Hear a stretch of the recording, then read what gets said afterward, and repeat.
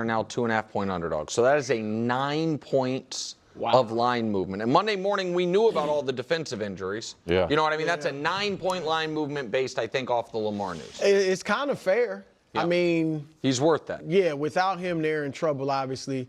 Look, they got the Texans and the Rams. The Rams, if Lamar's not in that game, you would think the Rams are just going to have a field day against that defense. So, and Cooper Rush, do they try to bring in Tyler Huntley? I don't know. He's available. Remember, he was a Pro Bowler there. Is he available? I thought he's on their practice squad. Oh, I thought he did where was he? He was in Cleveland. He was in Cleveland for a little bit. Oh, he was in Cleveland for that cup of coffee. Yeah, exactly. He would seem to be a more seamless transition, right, than Cooper Rush. I mean, Cooper Rush, that feels like a whole different type of offense. Tony Romo thought he'd give him a spark. Cooper Rush. I mean, look, the good news is that if Cooper Rush is in there, you would assume it's going to be more Derrick Henry running the ball. But bottom line, 1-5 is now very much on the table. Fortunately for them, they have a bye after the Rams. So if Lamar misses even 3 weeks, he could be back for that Bears game. That Bears game, Nick, I'm saying that could be the season. Let's assume Lamar is back and let's assume they're 1-5 and Lamar gets back. If they lose that game to the Bears, it's pretty much over. Because 1-6 to run the table, I think the division's going to be tough to run the table in. Yeah. Cincinnati's obviously going to be not tough, but Cleveland's a tough out. And Pittsburgh, their defense is playing well. And that's always a good game. They're always tough. So you don't want to go into. Can we throw that back up there? I'll say, my point about the Bears is this: if they lose to the Bears, obviously they'd be 1-6. But then it's also beyond the record. It's like, well, a lot of these teams could beat you if the Bears are going to beat you. Yeah. And so I think that could be a critical game if they So just leave this up for a second. Because I'm not going to be maybe as fatalistic about this as people would expect. I'm not and I don't know where Wild is going to be. What I am going to say, though, is this. You cannot go into that right-hand column, week 13, having to run the table. You're not going 6-0 in that column. Like even if Cincinnati is packed up shop for the year, the Steelers are no matter who's playing quarterback for them, a tough matchup for Baltimore. The Patriots, I think, are a decent team that will be getting better as the year goes on, one would think. Yep. And the Packers are legit. You can't, you know what I mean? So I understand that you could be, in theory, 5-6 going into your, you know what I mean, there, and be like, well, 11-6 is going to get in. You're not going 6-0 in the final, you know what I mean, 6 weeks of the year. With that said, I think they can beat Houston without Lamar. I think that one of the downsides for like this week's discourse of the Texans Ravens game is going to be that no one watched Texans Titans. But it wasn't 26-0. Correct. That game was 6-0 in the fourth quarter, where it looked like every Texans game has looked. Yep. The defense looks really good, and the offense is awful. Now, CJ, to his credit, played really well in the fourth quarter, and maybe they got something going. But I know you said yesterday, like the Ravens are a get-right team for teams' offenses.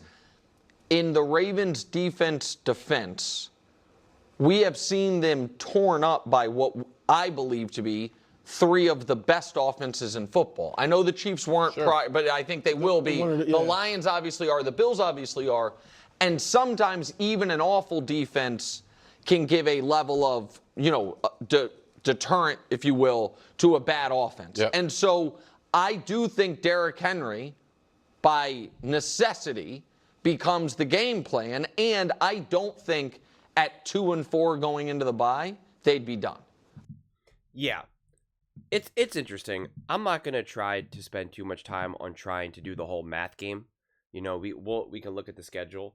Let's just get this out of the way. This is devastating to have Lamar miss any amount of time. I mean, we can try to play the whole game of like, well, with Cooper Rush and Derrick Henry. I mean, you just don't know. Lamar is such an absolute force of that offense that the offense fundamentally changes in a way that it really doesn't for pretty much any other team out there. So I think a game like the Texans is a must win because it's technically going to be one of the more winnable games right now with the banged up roster that the Ravens have. Before we get too far into it though, again, please do not forget to subscribe, and please don't forget to watch this video in its entirety, as it is the best possible way to support this channel. We really are creating an avalanche right now, and it's just the most remarkable thing to see. I won't waste any more time, but just please do it. It is the best way to help the growth and to firmly root this channel in the sports talk world. It is we, not me, and I really do believe that. But now back to the conversation. With the Rams, that's obviously going to be a really tough game. Like, I'm not even looking at it just now from Lamar. It's just this team is really banged up. The defense is really banged up. Obviously, and now you don't have Lamar. So it's just like, what are the games that you think that when you're a mess, let's just say, I'm just using that word very loosely, you're a mess. The team is a mess. Everyone's banged up. No one knows what's going on. Vibes are low. Like, this is a mess. This is a mess. This is a mess. It's all hands on deck from the coaching staff to be like, we got to find a way to pull off some wins here. We got to be the Cincinnati Bengals pulling off a win with a Jake Browning, right? Like, we got to find a way to somehow just make this just even remotely a winnable game. Carson Wentz against I forget what team it was now already. I think it was against the Bengals when they played when they won with Carson. So here though, that's where the Texans enter. This is where the Bears and the Dolphins in this immediate 4-game window that you have the Texans, the Bears, and the Dolphins. I'm really just, pretty much chalking up the Rams to a loss right now, unfortunately. But the Texans, the Bears, and the Dolphins. And in a lot of ways, it's like, you got to go to it. Because we don't really know when Lamar's coming back.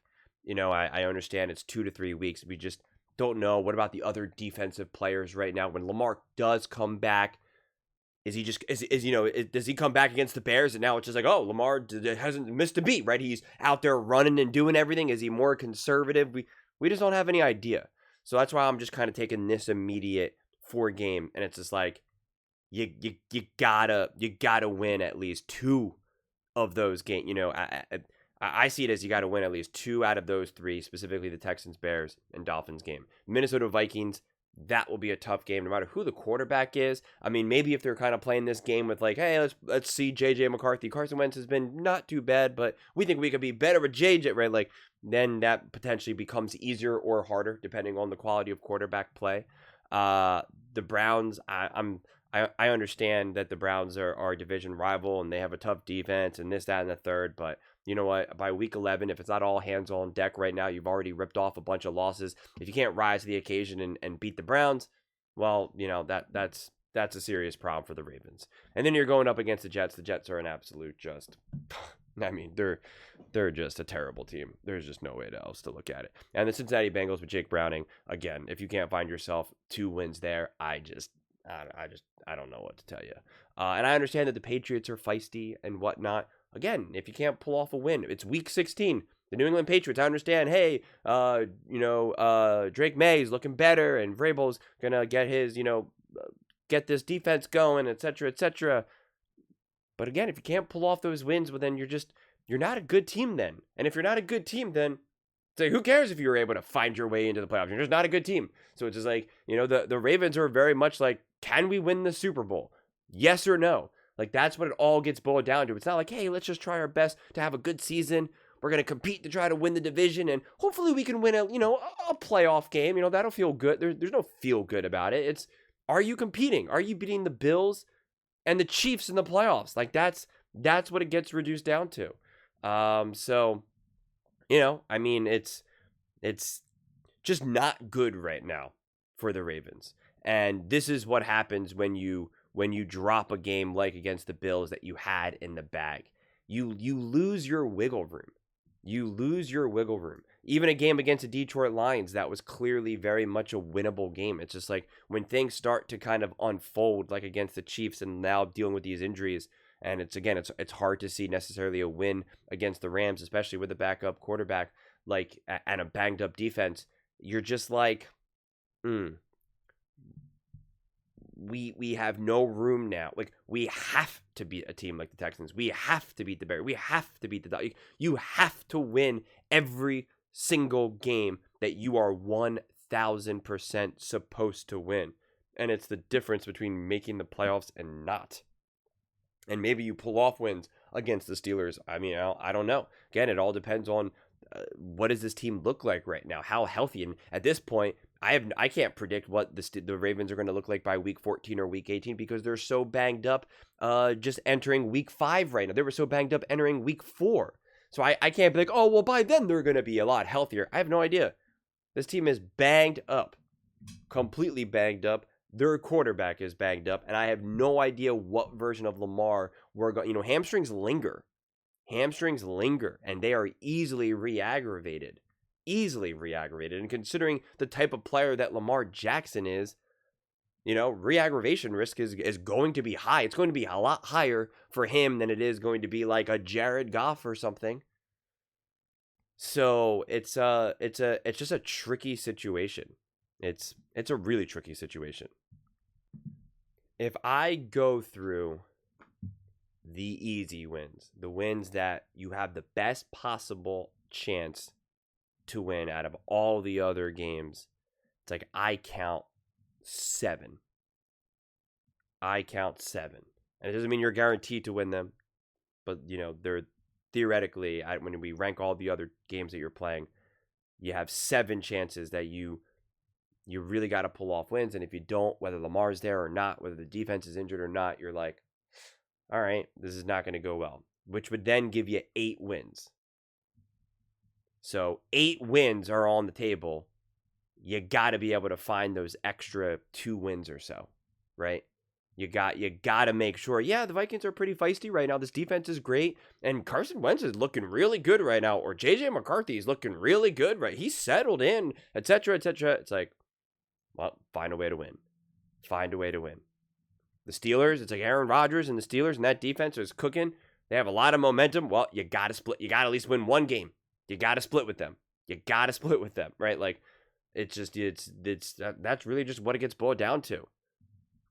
You got to take care of every game you're supposed to win. Dolphins are a mess. Got to win. Right? Like, it's just the Browns. Okay, great. Defense doesn't matter. Got to win.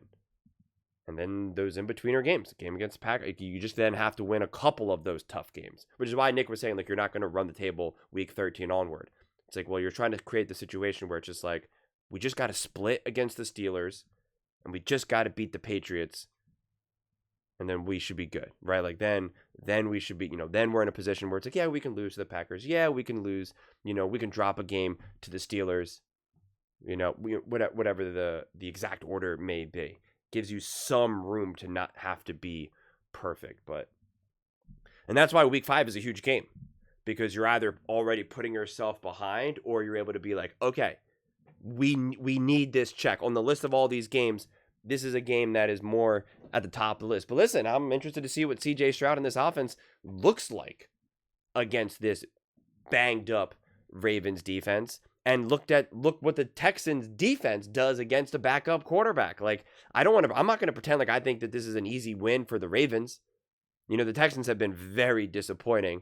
So it's really hard to have any type of confidence around the Texans. But once you have this many injuries, anyone who thinks that they can even remotely and reliably predict what's going to happen or how these teams are going to play, so many players are playing that we just have no true frame of reference of how good they are in the NFL.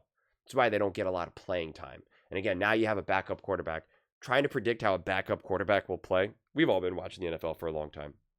We've seen backup quarterbacks ball out in moments. Cooper Rush was having a lot of success with the Dallas Cowboys. I mean, he was putting up the same numbers as Dak Prescott last year, and sometimes you just can't do anything. There's people who are trying to make the argument Jake Browning actually looks pretty good with the Bengals, and it's like, well, that ended very quickly. So it's just nobody has any idea what type of spark. That's why Romo said it maybe can give a little bit of a spark, because it happens all the time. But also the opposite happens all the time, where you're just like, oh my gosh, how is this guy even in the NFL? Like, he doesn't look like he should actually be a quarterback. Like, it just doesn't look right. So you just never know what you're gonna get in any given moment.